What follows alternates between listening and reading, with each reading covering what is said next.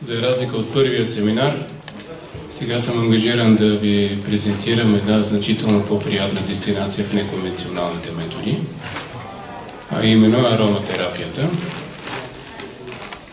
Аз и на курсовете, които провеждам, обичам да казвам, че ако хомеопатията има претенции за нежната медицина, то ароматерапията има претенциите за приятната медицина.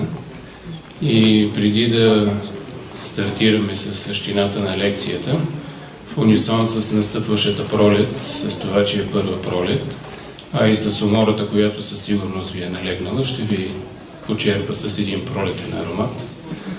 Затова ще помоля да ми асистират.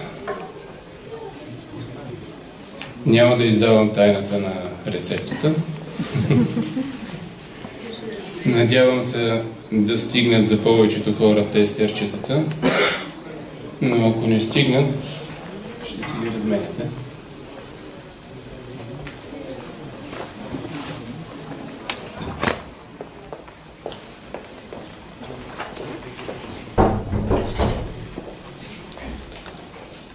Благодаря.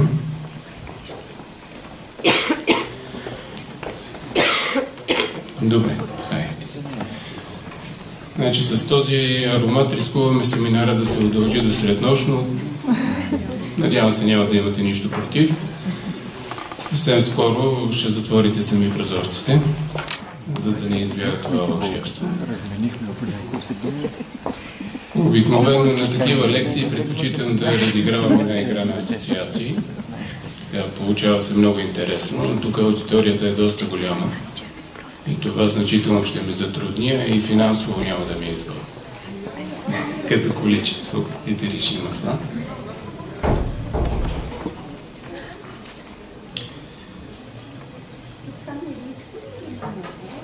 Цели 6 масла.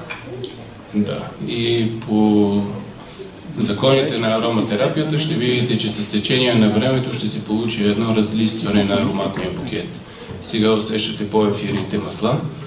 След около 2-3 минути ще усещате базисните масла и след това ще усетите фиксаторите на сместа. Но това са таинства, които ги изучаваме в подробности, нали, на курсовете по ароматерапия.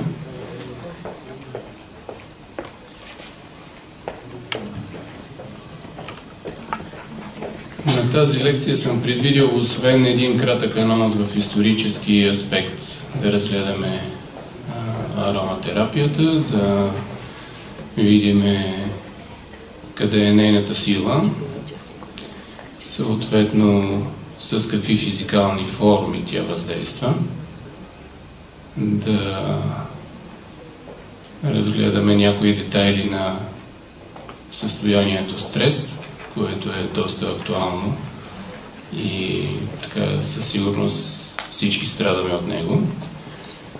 След което ще си направим един арома стрес тест. Той е разработка на ИФА, това е Международната федерация по ароматерапия. Ще ви е нужно химикалче, защото ще трябва да отговорите на 21 въпроса, като си поставяте по една точка на всеки въпрос, който касае вас и вашето състояние. След което съвсем така само синдикално, без да споделяте с вашите момчи по столове, ще си преброите точките и ще видите какво е вашето ниво на стрес и каква нужда от ароматерапия имате. И с това ще завършим. По принцип, ароматерапията... Да. Преди да започнем с тези въпроси, кое е по-добре? Да имаме малко точки или да имаме много точки? Няма да ви сугестирам от сега. Да. Ароматерапия като термин съществува сравнително скоро, макар ще видите от историческите анонси, че тя едва ли не съществува, откакто човека е започнал да се осъзнава и да общува с природата, със света около него. Има така известен спорен детайл в датата на създаването на термина ароматерапия, дали е 1925 година или 1937 година. Мисля, че това е без значение. Знае се, че е създадено от един френски химик, парфюмер, козметолог, Рене Гатфосе. Без значение, кога той се е изгорил ръцете в лабораторията и кога ги е потопил в ваната с лавандулово масло. Оттам насетне започва един така доста катализиран процес на научно изучаване на въздействието на етеричните масла, тяхната биохимия и това как въздействат върху различни заболявания. А преди това съвсем емпирично хората са използвали различните благовония. Както ви споменах преди малко,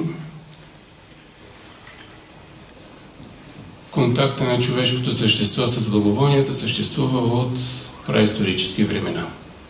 Още когато той е комуникирал с природата, за да усети това, което му е нужно да се нахрани, дали става за хранене, той го е помирисвал.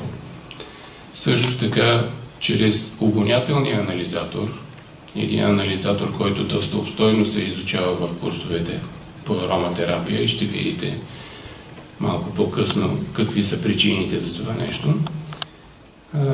Той, освен че си е намирал храна, е усещал и дали в близост до него има други видове животински, дали има опасност за него.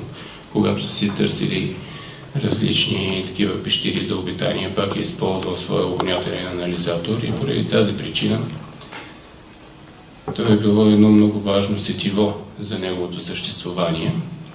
Интересното е, че в този период използването на обонятелния анализатор е било свързано с храненето, с използването на различни растения за лечение, както и с най-древното профилактотерапевтично изкуство – масажа. Още от тогава хората са започнали да втриват различни ароматни растения в места, където са изпитвали болки, където са изпитвали дискомфорт и по този начин са получавали някакво облегчение. Трупайки този опит, той се е развивал, мултиплицирал се вече в племенните и родовите съобщества, за да се стигне до едно ниво на човечеството, така наречения античен свят, където използването на благовония е било особено развито. Има някои школи, които коментират, че едва ли не пак в далечния изток са се развили използванията на различни благовонни субстанции. Това не е така. Най-старите фосили, които са свързани с използването на благовония, са в Средиземноморския басейн. При различни развития на човешката история, това познание съответно се е изместило в Близкия и в Далечния изток, а след това при благоприятни условия отново се е внесло в Европейския съюз, така да го наречем. Но, точно така. Но за основоположници на използването на благовонията и на античната наука, свързана с приложението им, се смята египетската цивилизация. Древните египтяни са използвали различните излици от растения, не само за овкусяване на своята храна, но и за различни козметични средства, с цел да запазят по-дълго време своята красота, своята свежест, да си ароматизират тялото. Тези интересни конусчета, които ги виждате по главите на египтяните, не са нефункционални шапчици, а са ароматизирани восъчни конуси, които са се разтапали от силната слънчева светлина. Виждате стилизираните слънчеви лъчи отгоре, които са разстилали това благовоние по тялото и съответно са го предпазвали от силната слънчева светлина и са му придавали значително по-приятен аромат. Установили, че тези благовония не само ароматизират, но и съхраняват здравето на хората, а и не само това, използвали ги широко в процеса на мумифициране, за балсамиране на техните тела. Знаете култа на египтяните към задгробния живот и че тялото може един ден да му потрябва на човека и той трябва да се върне и да си го ползва както си му е реда. Затова са използвали редица излици от карафил, кедър, кипарис, канела и други, за да приготвят мумифициращите смеси. И най-интересното е, че всички саркофази са изготвени, направени са от кедрово дърво, защото то е с най-силни бактерицидни свойства. Мисля, че е безпредметно да обяснявам, че в една такава среда тялото не би се разложило. Освен в ежедневието, благовонията са се използвали и при комуникация с висшите сили, с Бога, с космоса, и изгарянето на различни смеси съответно е било като един своеобразен СМС, изпращане на послание към висшите сили чрез изпарението, чрез пушика на тези ароматни смеси. И тук съм ви приготвил две такива. Първата се нарича кифи. Тази благовонна смес се е използвала от древните египтяни по време на празника на Слънцето. Изгаряла се в продължение на 3 денонощия. Постоянно храмовете са били така обгърнати от ореола на този аромат. Не знам дали виждате, но ще ви я продиктувам, който проявява интерес, може да си я запише. Винаги водещ за египетските смеси е аромата на тръстика, касия, канела, мента, съответно има цитронела, чамфъстък, хвойна, акация, кипарис, бензоe, смирна, стафиди, повитица, кедър, тамян, елеми и галбанум. Елемито и галбанума са от, както и тамяна, от долината на Тигър и Ефрат. Може би те са основната причина египетските фараони да проявяват агресия към тези райони и постоянно да имат военни инвазии. А втората смес, тя се използва и до днес в нашите храмове.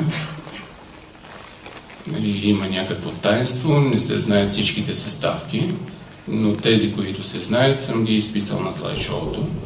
Значи тръстика, смирна, канела, касия и разбира се зехтин като маслоносител.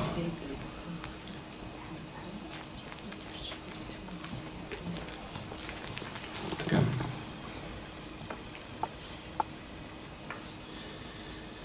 Къде е най-силна ароматерапията?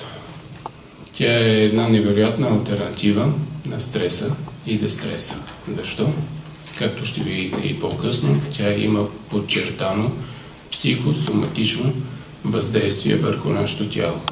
Обонятелният анализатор е най-къс, с най-бърз акционен потенциал, т.е. протичане на нервния импулс, и има комуникация с структури на нашата емоционалност, на подкоровите структури в лицето на лимбичната система.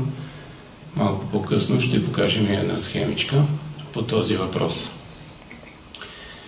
Поради тази причина, чрез въздействието с подходящо подбрани етерично-маслени композиции, ние може да въздействаме върху функцията на централната нервна система, да я балансираме, да примахнем нивото на стрес, на дисфункция, а тя съответно контролира и други органи и системи в нашия организъм, а прилагайки я соматично, чрез различни физикални средства, ние може да примахнем напрежението и в тялото. Стресът може да се определи по много начини, но така и иначе това е форма на реакция на нашето тяло към различни външни дразнители. Някои са привърженици повече на психогенните фактори, други на физическите, но в повечето случаи те са комбинирани. Достатъчно е да излеземе навънка на улицата, за да бъдем така обстебени от множество комбинирани стресори, които ни въвеждат в състояние на дискомфорт и ние трябва да търсим начини да се справяме с тях или да се адаптираме към тях. Ароматерапията е един много подходящ метод, за да постигнем един такъв резултат. Когато сме в състояние на стрес, какво се получава? Имаме 3 типа реакция. Със сигурност в залата има и колеги, които са много по-компетентни от мене в тази област. Аз само ще ги щриховам. Първият етап е етапа на тревожност. Това е при първия досиг с дразнителя. Тогава ние сме притеснени какво предстои, какво ще се случи. След това навлизаме в етапа на бягство или борба. Тоест, активира се симпатиковия дял на нервната ни система, започваме да произвеждаме адреналин и да търсиме начини да се пребориме с това състояние. А третия етап вече сме вдигнали белия байрак. Това е етапа на дистрес, на предаването. Тогава ни пука какво ще се случва. Той е най-опасният. И във връзка с тези 3 етапа ще преминем през няколко състояния, които така ни натоварват в зависимост от различните стресори, на които сме изложени. Първият фактор, това е преуморът. Той обикновено се получава при продължителна, комбинирана така, физическа натовареност, като при натрупването на този фактор започваме да се чувстваме дискомфортно, главоболие, повръщане, болки в мускулите. Най-характерното е, че сме много податливи към настинки и към инфекциозни заболявания, т.е. занижават се имунозащитните ни сили.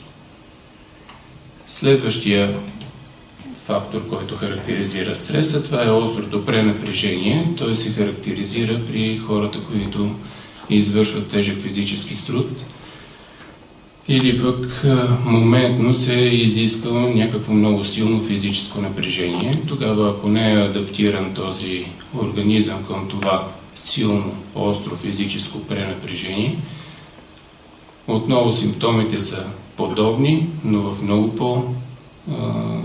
по-силна вариация, с избиване на студена плод и може да се получат припадъци, а някои хора даже и загиват при едно такова пренапрежение, което означава, че нашия организъм трябва все пак по някакъв начин превентивно да е адаптиран.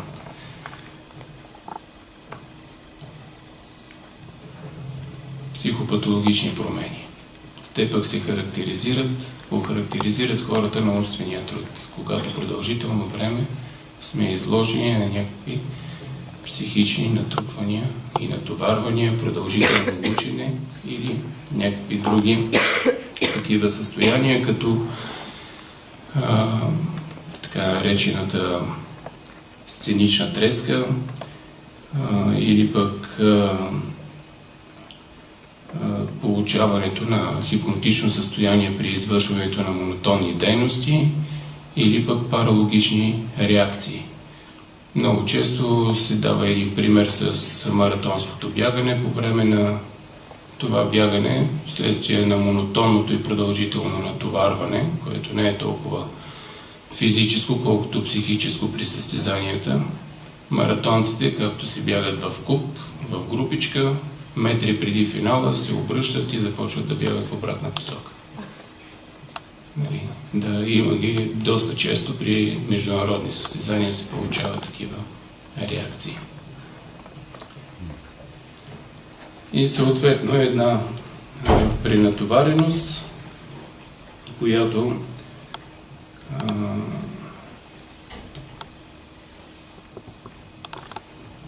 се развива при комбинирани такива фактори на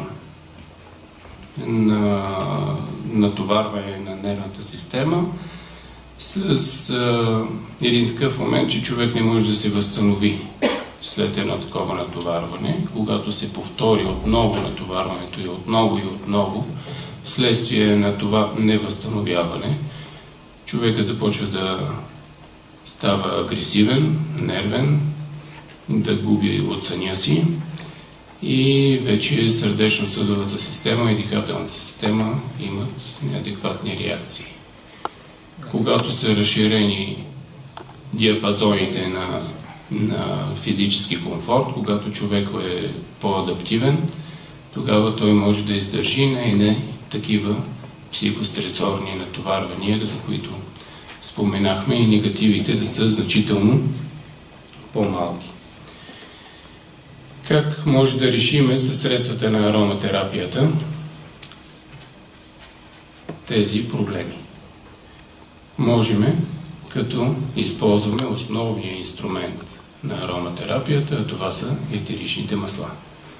Това са едни невероятни дарове от Бога, които представляват сложни органични съединения и, разбира се, някои ароматерапевти ги окачествяват като душата на растенията, като тяхната легитимност, като техния паспорт, тяхната лична карта. Други ги описват като имунната система на растенията. Те наистина са едни уникални и почти универсални фактори, с които може да въздействаме върху нашето тяло. Основните химични елементи, които са застъпени от органичната химия, това са окиси, терпени, алдехиди, феноли, кетони и така нататък. Етеричните масла представляват един своеобразен терморегулаторен механизъм на растенията и в същото време и тяхната имунна система, защото те проявяват подчертани бактерицидни, антивирусни свойства, миорелаксиращи, антимикотични и други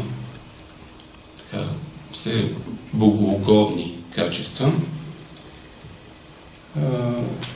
В никакъв случай, разбира се, не трябва да се пренебрегва и медицинския фактор, защото те широко се използват и в фармацията, и в приготвянето на различни медицински продукти. Тук мисля, че е мястото да спомена, че те са една невероятна алтернатива на антибиотичното лечение. Би трябвало да се използват в комбинация с антибиотично лечение или пред антибиотично лечение, да се пробва първо едно състояние да се повлияе с тях, а след това, ако не можем да овладеем с тези средства, може да се прибегне и към една тежка артилерия, защото даже и тази сутрин по телевизията видях, че приложението на антибиотиците вече е проблематично. Тоест, крие много повече опасности, отколкото позитиви. Как въздейства ароматерапията? Както виждате от слайдчето, размазващо. Или с валяка. Казах вече, това е една психосоматична форма на въздействие. Чрез обонятелния анализатор въздейства върху лимбичната система, върху такива структури на подкорието, като амигдалата, като морското конче, където се разполага и съответно така наречената стара кора. И поради тази причина поемането на различни видове аромати могат да предизвикат спомени, които са залегнали в нашето подсъзнание от преди много години. Не случайно по време на медитации, на религиозни церемонии, дори и някои психотерапевти използват етеричните масла, за да предизвикат спомени от миналото. И разбира се, да ги използват, за да решат определен момент. Няма да навлизам в анатомно-физиологичния субстрат, за да не утежнявам лекцията. Другата соматичната форма на въздействие е чрез кожата. Втривайки етеричните масла през кожата, ние изграждаме едно етерично маслено депо, което по кръвен път въздейства върху соматичните структури, мускули, стави, като проявяват своята миорелаксираща, аналгетична функция и така нататък.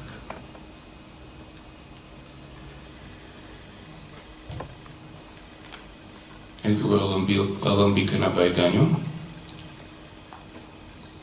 Споменах вече за етеричните масла, че са сложни органични съединения, получават се най-често чрез процеса на дестилация, но има и други форми на получаване, като мацерация, пресоване, а най-авангардната, най-модерната е чрез въглероден диоксид.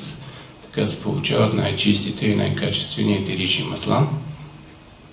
Въпреки че те са по презумпция безопасни, би трябвало да се прилагат леги артис. И тук важи медицинската скоро поговорка дозис фацит венено мед дозис фацит санитатум, т.е. дозата прави отровата и дозата прави лечението. Така че е много важно правилното дозиране на етеричните масла, за да се избегнат различни форми на афекти. Или пък да се постигне определен ефект. Интересна реакция е на хората в последно време. Предната лекция споменаха за токсикацията на съвременния човек. Наистина много хора вече реагират с алергични реакции към чисти 100% етерични масла. Това е така, защото в нашите тела са натрупани огромен брой токсини. Огромно количество. А етеричните масла са силни антиоксиданти. Самия процес на изчистване, на извъргане на тези токсини е свързан с една алергична реакция.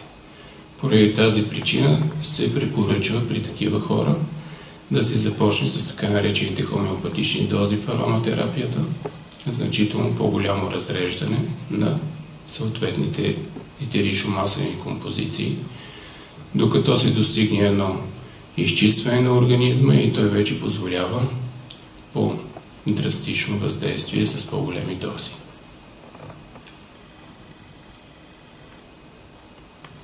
Какви са начините на приложение? Най-ефективният и най-разпространеният е масажа. Така нареченият етерично-маслен масаж, защото ангажираме голям брой рецептори, извършваме втриване на етеричното масло през кожата, изграждаме етерично-маслено депо, ангажираме обонятелния анализатор и разбира се, използваме силата на масажната техника. Комбинирайки тези два фактора, резултатите са невероятни. Освен това и в домашни условия има една книжка "Ароматни симфонии", която е за домашно приложение на етеричните масла. Там са дадени балансирани смеси. Може да ги прилагаме и в къщи под формата на аромавана, на аромадуш, инхалации. По отношение на инхалациите трябва да отворя една скоба, тъй като има течения в различните школи ароматерапия. Някои препоръчват вътрешния прием на етерични масла. Нашата школа е категорично против това нещо. Етеричните масла така или иначе действат агресивно върху кожата. Представете си, ако ги вкарате с някакъв носител вътре в лигавицата на гастроинтестиналния тракт. Да, категорично. Те са с киселинно pH, а някои от тях съдържат доста тежки елементи, които би трябвало да пуснат изборно през кожата, затова използвайте кожата като един невероятен протектор. Тя е универсална в това отношение. Има такова течение в ароматерапията, което се нарича клинична или медицинска ароматерапия, но там етеричните масла са прецизно дозирани, разтворени в подходящи носители, приготвени в гел форми и се предписват по рецептура. Има различни школи, които препоръчват приема с бучка захар, с лъжица мед или в чаша с вода.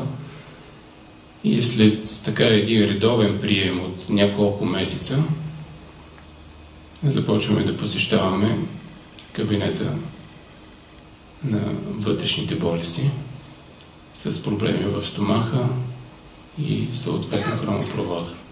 Те са най-уязвимите в това отношение. Защо отворих скобата по време на инхалациите? Защото чрез инхалацията вие може да постигнете много по-силен и много по-бърз ефект, отколкото чрез вътрешния прием. Чрез инхалацията вие може да стимулирате вашите защитни сили, може да санирате носоглътката, да предизвикате много силно активиране на мозъчните структури и той да произведе нужните ви биологично активни вещества, за да се справяте с даден проблем. Не е нужно да приемате вътрешно етеричните масла. Ако има, разбира се, някакъв локален проблем, тогава може да използвате ултразвук или пък компрес. Най-често се препоръчва приложението чрез компрес. Как се случва това нещо? Не е предмет на днешната лекция. Най-често обаче използват хората приложението на етеричните масла за изграждане на аромафон в различни дифузери. Има 3 основни вида, чрез свещичка, лампичка или електронагревател. За съжаление, по-голяма част от хората смятат, че точно това е ароматерапията. Не. Това е просто едно създаване на комфорт, едно ограничаване на разпространението на една зараза, т.е. една септика се прави на въздуха в помещението, но не е това ароматерапията. Ароматерапията е форма на билколечение с приложение на етеричните масла в различни физикални форми. Не е просто едно помирисване или безцелно аплициране на етерични масла. Трябва много добре да се подбират комбинациите и да се прилагат по правилата на изкуството. Може да се извадите химикалчета. Предстои ни един стрес тест.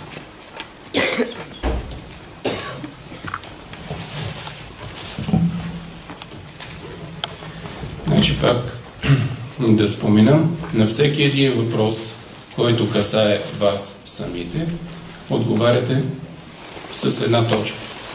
А ако не ви касае, нищо не пишете. След това сумирате броя на точките и ще видим какво ще се получи. Физически аспекти. Аз ще ви ги чета, защото надали може да прочетете на екрана. Първо, според вас съня ви е прекалено продължителен или прекалено кратък? Втори въпрос. Срещате затруднения при сядане или ставане? Трети въпрос. Страдате ли от усещането за постоянна схванатост и болки във врата и гърба?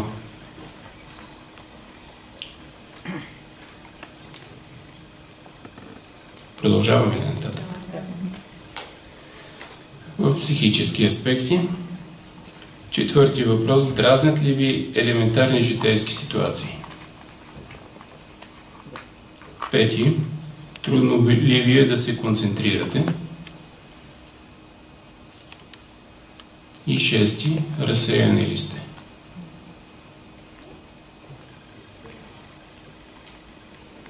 Може ли да обясните какво означава елементарна житейска ситуация? Качвате се в един автобус и някой ви прережда на опашката и това силно ви издразва, примерно. И вие се нахвъргате с различни така форми на агресия към него. Емоционални аспекти. Седми въпрос. Имате ли усещането, като че ли всичко се трупа върху вас?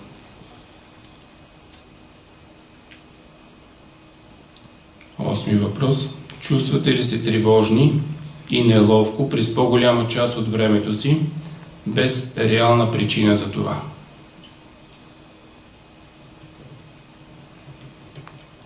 Девети въпрос. Често ли ви се случва да се вълнувате прекалено много или да сте хиперактивни? Има много хора, които като започнат да подреждат вкъщи, се едно, че духа Каспар се движи това.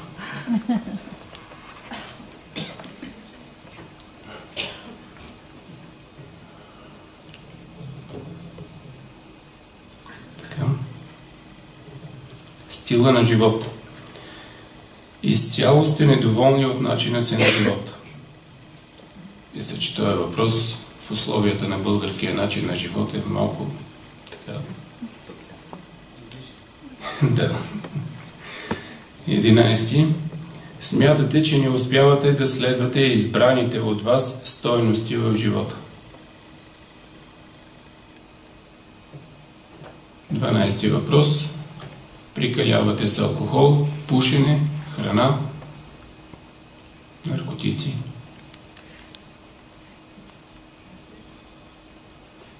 Това е част от живота.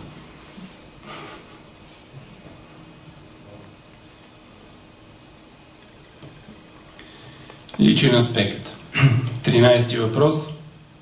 Темпото ви на живот не ви дава възможност да се възстановите.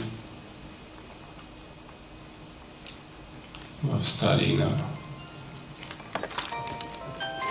пренатовареност. 14 въпрос. Смятате ли, че не сте разбрани или недооценени? 15. Смятате ли, че свободното време, в кавички, ви прави самотен и ви действа стресиращо? Тоест, като останете без работа и се чуете какво да правите и започвате да се чувствате излишен.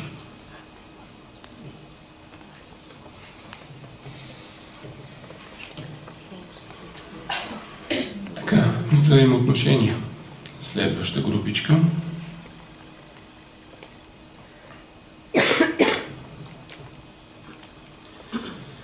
Смятате ли, че ви е трудно да говорите с хората около вас?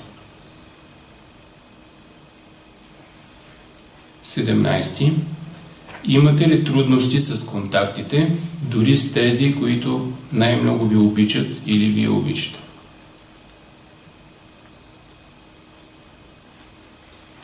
18 въпрос. Склонни ли сте на самоволна изолация и учелничество? Така нареченото затваряне в черупката. Не, че човек няма нужда чат-пат да го прави, но ако това е много често, е вече страшно.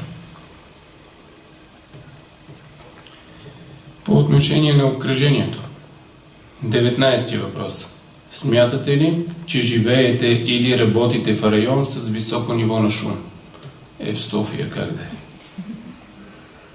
20... Моля? Който не е бил в Пекин... Били сме там. 20 въпрос. За обикалящата ви среда поставя ли ви в състояние на напрежение и стрес?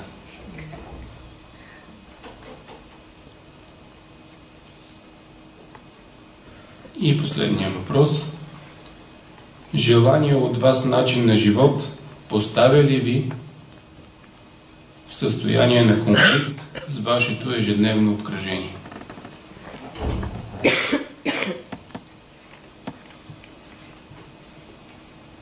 Вие искате да тропате ръченица, обаче този отдолу няма така афинитет към това нещо и влизате в конфликт. Може да си сметнете резултатите.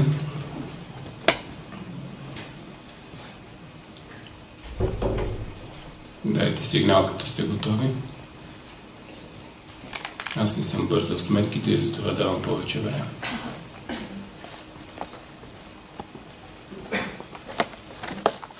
Така.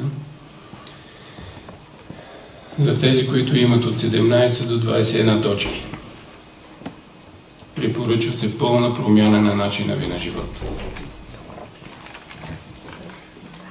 В ежедневието ви всяка седмица трябва да получавате редовно ароматерапевтично въздействие. Трябва да препоръчва се да се прилага ароматерапията под форма на масаж, а в домашни условия поне 3 пъти в седмица да взимате арома вана или арома душ. Но за да има ефект цялата тази работа, трябва да се консултирате с хора, които имат опитност в ароматерапията. Провеждат се едни консултационни тестове за начина ви на живот, прави се една краткосрочна и дългосрочна програма и ви се дават препоръки. Да нямаш 21 точки. От 12 до 16 точки вероятността да имате високо ниво на стрес е много голяма.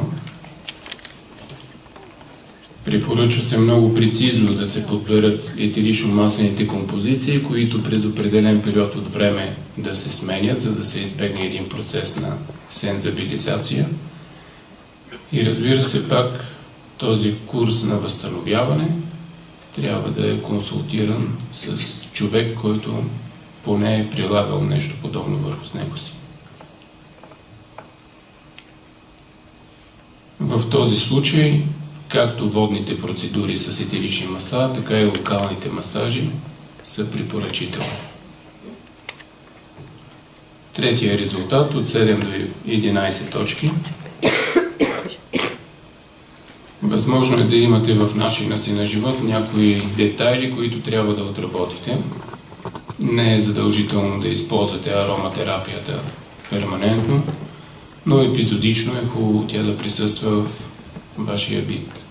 Може да я използвате под формата на подпури, на аромафон, на различни естествени форми за ароматизиране, примерно на прането, или да си напръскате домашните цветя. Може да си прилагате локални етерично-маслени вани. Периодично може да ползвате етерично-маслен масаж. И вече последната група от 1 до 6 точки е всеки човек трябва да има поне малко стрес, иначе ще му е скучно. Да приключваме. Последното слайдче. То ще е много интересно за хората. Значи това са различни видове стресори, целите, които преследваме при решаването на тези стресори и съответно етеричните масла, които се препоръчват за решаването им. Първият е скуката. Значи трябва да стимулираме интереса. Маслата, които се препоръчват, жасмин, розмарин. Вторият е страх от отхвърляне. Трябва да стимулираме смелостта и решителността. Тамяна е много подходящо масло. Аз тук бих прибавил и различните видове кедри и туйо. Чувството за изолация. Трябва да стимулираме откритостта на характера. Тамян, жасмин, роза.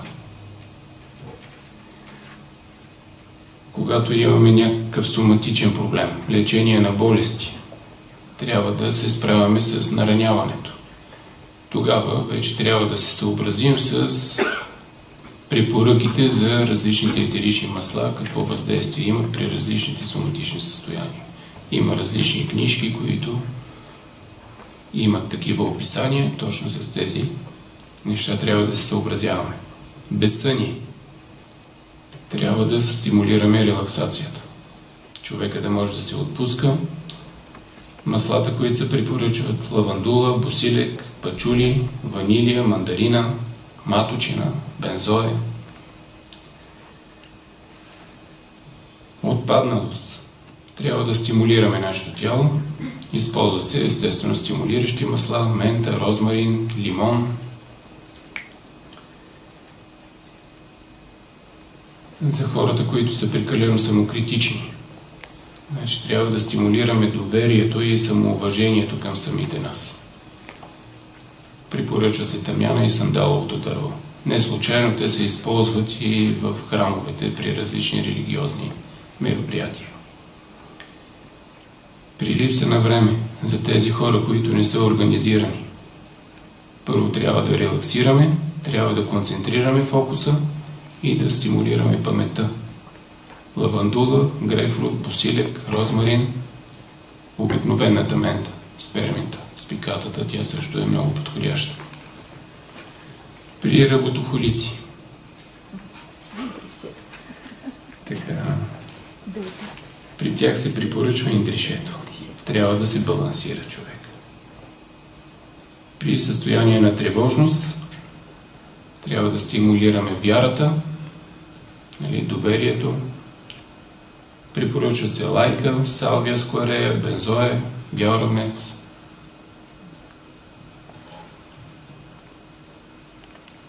Минутка за въпроси. Надявам се, че ви беше интересно.